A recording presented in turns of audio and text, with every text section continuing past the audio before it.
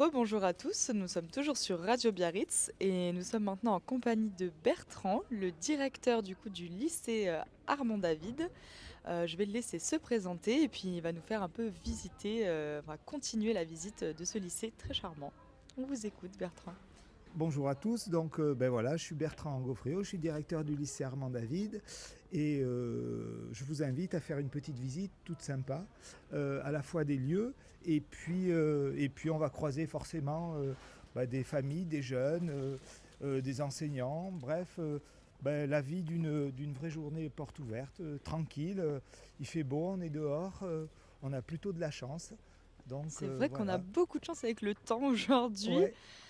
Mais écoutez, c'est super. Nous, on n'attend que ça, de croiser des élèves, de croiser des professeurs, pour leur poser un maximum de questions et voir un peu comment se passe la vie au sein de ce lycée agriculture.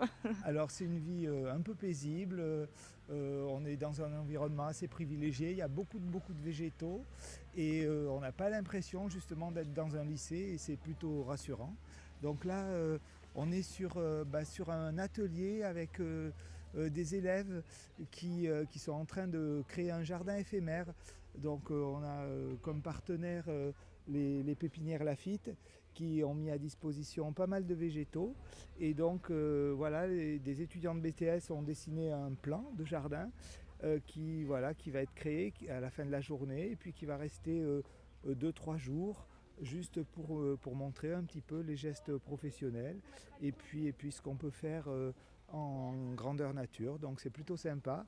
Alors on a des élèves là de 4e, mais aussi on a des enseignants qui d'habitude sont beaucoup plus actifs que ça, mais là ils sont plutôt en train de surveiller ce Surveiller qui que se tout se passe, passe bien, que qu'ils tout se sont passe pas bien. en train de Voilà. tuer tous ces petits végétaux. Voilà. Bah écoutez, c'est très joli, c'est très C'est sympa, très très puis joli. c'est très ludique surtout. Mais voilà, c'est très agréable. Donc on peut peut-être poser des questions. On peut peut-être poser des questions à ceux qui ont conçu le jardin, ceux qui surveillent. Donc 3 enseignants, donc Martine, Serge et puis Sébastien. Donc voilà, qui surveillent en tout cas et puis qui ont travaillé sur la conception de ce jardin. Donc, Bonjour Martine, bonjour Serge, vous pouvez vous approcher si vous voulez, n'ayez pas peur. Donc racontez-nous un peu ce jardin éphémère, comment ça se passe, qui fait quoi, racontez-nous. Alors, on essaie de faire participer les élèves des différentes filières. Et les BTS ont conçu le jardin, donc ils l'ont planifié puis modélisé sur des logiciels spéciaux. Et Pour la partie réalisation, en fait, on a pris des élèves de seconde en aménagement paysager. Et donc, on a renforcé les équipes par des quatrièmes et troisièmes. Et voilà, ils sont en train de faire la réalisation du jardin. Ok, super, donc les élèves modélisent eux-mêmes sur des ordinateurs ouais, le jardin et ensuite vous le mettez en scène, vous lui donnez vie avec les élèves. Bah, écoutez, c'est super, très sympa. Est-ce que vous pouvez nous raconter un peu qu'est-ce qu'il y a comme végétaux dans ce jardin? alors là, on est parti des végétaux qui sont déjà présents dans l'environnement et sur la base d'un palmier, là, un Washingtonia, qui est déjà sur le côté du petit chemin. Et puis on en a repris un à l'intérieur du massif. Et après, on a rajouté quelques autres palmiers, donc plutôt une ambiance exotique. Et on a pris des végétaux avec des feuillages qui vont vers les rouges pour mettre des touches de couleur. Qui rappelle l'automne, Voilà. la saison actuelle. Ok, super. Bah, écoutez, merci beaucoup pour votre intervention. Peut-être à tout à l'heure, on se recroisera sûrement. Merci. On continue la visite? on continue la visite. Alors ça tombe bien, on va trouver un petit peu euh, de quoi boire et manger. Et puis aussi, on va rencontrer des partenaires de l'établissement. Donc sur cette table, on retrouve la production des élèves. On a une châtaigneraie sur le lycée et puis on a un verger conservatoire de pommiers. Et donc les élèves de 4e, 3e ont réalisé, je crois qu'ils ont fait près de 1000 litres de jus de pomme. C'est à base de pommes de variétés très anciennes.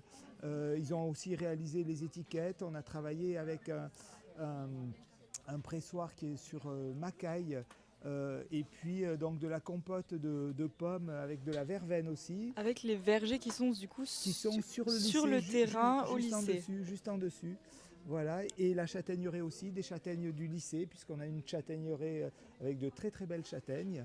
Et puis alors dans les petites bouteilles, des petits flacons que vous voyez là sur la table, on a aussi du purin d'ortie. Alors c'est du purin d'ortie et du purin de prêle. Voilà, c'est simplement pour les jardins. Voilà, donc des produits naturels réalisés par les élèves et donc qui sont mis à disposition et puis qui sont vendus et qui servent à financer aussi des voyages d'élèves, notamment les élèves de 3e qui vont s'en aller à Marseille au mois de Super, mars. très bien. Voilà, Donc et ça se boit puis, pas, ça, on est ça se d'accord. boit pas, C'est que pour les plantes. on n'a jamais essayé, mais il n'y a pas de souci. N'essayez pas chez vous. N'essayez pas chez vous, faites pas ça. Par contre, le jus de pomme, Le oui. jus de pomme se boit. Et la compote, Et la se, compote mange, se mange. et la confiture de châtaigne aussi. Elle est plutôt bonne. Les amis, c'est le temps de la dégustation du jus de pomme. C'est parti. Prête? Avec les pommes qui poussent sur l'arbre que vous retrouverez en story sur Radio Biarritz. Très drôle, très très drôle. Vous allez voir ça en story. Donc c'est un jus de pomme qui est fabriqué par les élèves du lycée Armand David grâce aux pommes du verger conservatoire que vous allez retrouver également sur Radio Biarritz en vidéo. Mais chin chin, dégustons ce petit jus de pomme.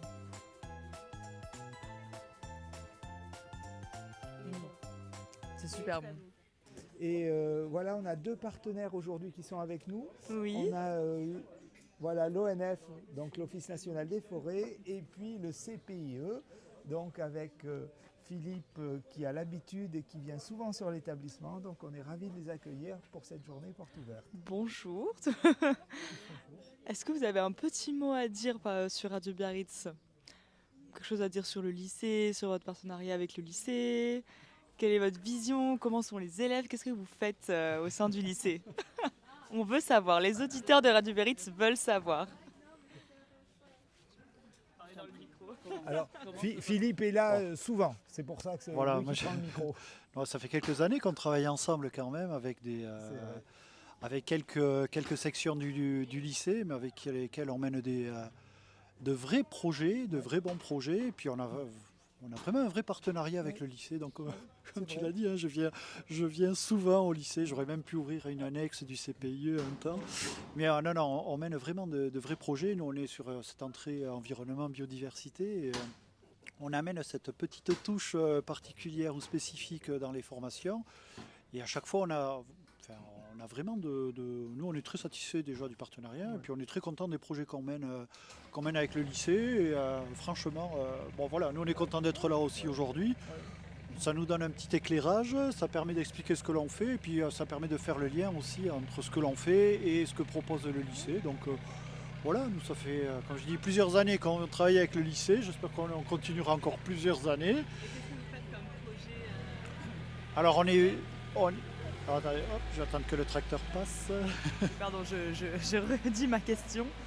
Qu'est-ce que vous faites comme projet avec les élèves Alors c'est des projets, on va dire, avec une entrée éducation à l'environnement, donc des projets pédagogiques autour de la découverte de la biodiversité, de l'environnement, mais sans aller très très loin, souvent c'est au sein de l'établissement. On organise des chantiers depuis quelques années, des chantiers notamment d'arrachage d'espèces exotiques envahissantes. On met en place des protocoles de sciences participatives. Voilà. On essaie aussi d'apporter notre pierre à certains projets que mène le lycée. Donc voilà, c'est un peu multi-thématique et comme je dis, avec plusieurs filières. Donc voilà, on essaie à chaque fois de proposer des choses un peu diversifiées. Ok, merci beaucoup pour votre intervention. Merci à vous. Un mot à dire? Peut-être que j'ai un petit mot à On vous ajouter, mais écoute. c'est sur un autre volet. Oui. Parce que moi, pour l'instant, je suis intervenue qu'une seule fois avec l'école ici. Mais ma belle-fille est passée dans cet établissement. Quand elle est rentrée ici, elle était pas bien du tout. D'accord. Elle a passé une année ici et ça l'a réconciliée non seulement avec l'école, mais un petit peu avec le monde. Alors j'ai forcément une petite affection particulière pour cet établissement. C'est beau, c'est le pouvoir de la nature, le pouvoir de la forêt, comme merci Patrick pour ces petits mots en backstage. Merci beaucoup. Donc conclusion, le lycée il fait bon vivre ici. Les gens se reconnectent à eux-mêmes et à la nature. On ne fait pas que s'amuser, il y a des salles de classe aussi. On travaille vraiment, mais on est souvent à l'extérieur. Alors on va continuer. C'est dur nulle part. C'est où qui transpirent et qui souffrent. Ils transpirent. Où est-ce qu'ils Il n'y a sont pas que les assis élèves pendant qui des heures transpirent et qui souffrent.